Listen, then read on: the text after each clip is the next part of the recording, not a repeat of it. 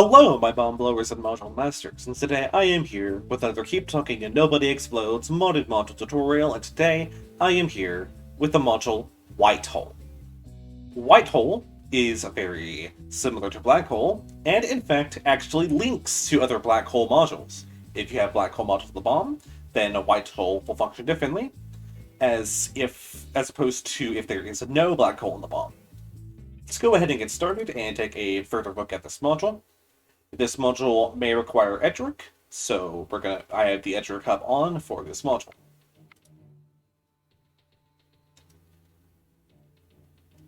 So, I have specifically loaded up a bomb that contains 2 white holes and 1 black hole. If you don't know how black hole works, I strongly recommend that you know how black hole works before attacking white hole. So, white hole looks similar to black hole, except it's wet. Who would have guessed? When you hover over white hole, you can choose one of the 8 directions around the module, as well as the center of the module of the hole itself. So, there are 2 types of white holes, and you're looking at them right here. It's not visually obvious, but it will be once we solve one. So there are linked white holes and unlinked black holes. So we're going to start with the linked black hole. To determine if a white hole is linked or unlinked, you need to do the following process. So either of these 2 white holes could be linked to this black hole on the bomb. Additionally, if you have multiple black holes on a bomb and multiple white holes, then you're also going to figure out which white hole is linked to which black hole.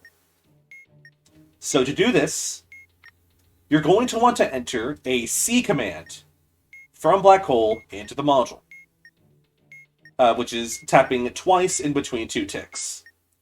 And once we do this, we're going to see something pop out of one of the 2 white hole modules.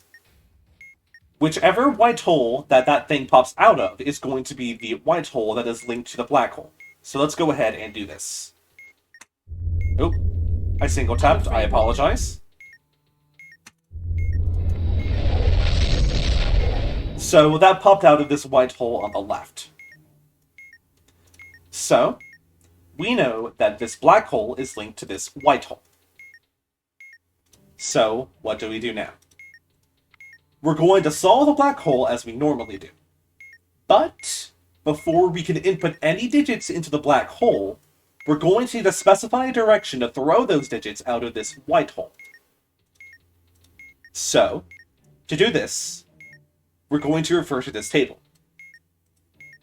I will go back into detail about this table once we finished calculating the digits of the black hole. So, let's go ahead and do our black hole thing. We have 9, 3, 9, 1, 2, 3, which gives us 3 as our first digit. We have 2 ports, so we're going to move da da da da, which gives us 6 minus 5 is 1, and then we're going to move 3 more in this direction. 4, 5, 6, 7, 8, 9 minus 5 is 4. So, if we were doing a normal black hole and solving a module in between each input, we would have to input the 3 digits 3, 1, 4. So, before we can input this 3, we have to specify a direction to what the white hole is doing is that any digit that goes into the black hole is going to come out of the white hole. So, to figure out the direction to send the number out of, because we have 8 possible directions, we're going to refer to this table. We're going to use the column of the number that we sent into the black hole. So since 3 is our first digit, we're going to use the column of 3, and we're going to use the row of the direction from which we got that digit. So for the first digit of the white hole in the black hole, we're going to use the initial direction that we move as we got from the ports. So we have 2 ports. That's 2 clockwise rotations, which means we're going to start using the row pointing towards the right, which gives us the number 6. So what does this number mean? we're going to select the 6th direction that we can send a digit out of, and the directions are numbered in a particular way. In the table below the column is the digit sound. I told the row is. Directions are ordered starting from the bottom and going counterclockwise. Okay. So, from the bottom, going counterclockwise, this is 1, 2, 3, 4, 5, 6, 7, and 8. So we're going to descend the digit out of the 6th direction. 4, 5, 6.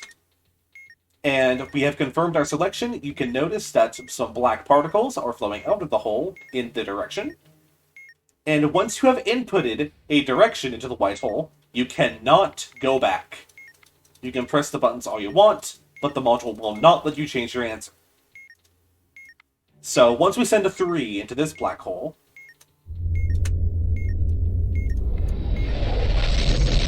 it's going to come out of the white hole. Now, if we had selected the wrong direction, or if we had not even selected the direction on the white hole, then the white hole would have struck. So, let's keep doing this until the black hole is solved. We're going to pretend that we're solving a 3-digit black hole, even though the black hole is going to want 7 digits because there's no other modules on the bomb. The next digit we input is a 1. But wait! We have to determine which direction that we send the 1 out of. So for any future digits, you're going to select a column of the digit that you're going to input into the black hole, and then move up a column from the previously inputted digit. So this gives us 4, and the 4th direction is going to be this one. Let's input a 1.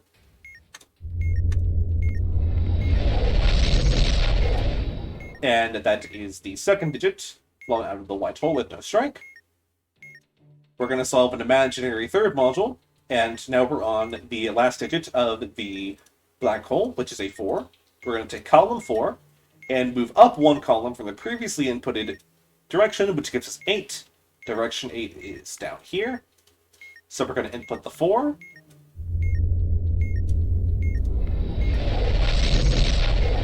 And in our hypothetical world of hypotheticality, the black hole would have solved at this point.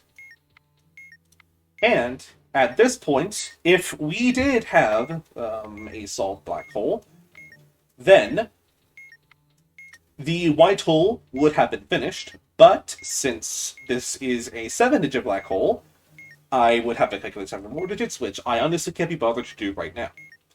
So once the black hole that the white hole is linked to is solved, to solve the white hole, all you have to do is just tap the white hole and it will solve. White hole is ignored by quite a few bosses, including organization, which is something interesting to note. So that's all well and good for this linked black hole, but we have this lonely little white hole here. This is the most common way that you're going to encounter a white hole, but it's not that much more difficult than how to deal with a linked white hole. So, because we have no black hole to get digits out of, the way to get a digit out of this white hole is just press the white hole itself. But, like the linked black hole, we're going to need to assign it a direction to come out of first. So, we're going to do a similar process that we did for the black hole. We're going to take the same starting space, which is here. We're going to find the same first initial direction, which is towards the right. And then, once we get our first movement towards the right, instead of rotating clockwise to down left, we're going to rotate counterclockwise to up right. And then we're going to rotate counterclockwise again to get our next digit. And we're going to keep doing this until the black hole solves. So, we have 1, 2, 3. It's 3, 1, and then 3. We're going to calculate the next digits. 3, 4, 2, 1 gives us a 0. Actually, no. I don't know why I did that. I'm so sorry. In a world where this bomb is actually a bomb that we're defusing, you would need to calculate the 7 digits, but since we're going to imagine that we're doing a hypothetical bomb with other modules, Whitehole's Whitehole's code shortening process is the same as black holes. So if you solve a digit, if you input a digit and then solve a module, you're going to remove 2 digits from the final code, and you're going to only need to output 3 digits from the white hole. So we have our 3 digits. Our starting direction was towards the right, so we're going to output the first digit from the 6th direction.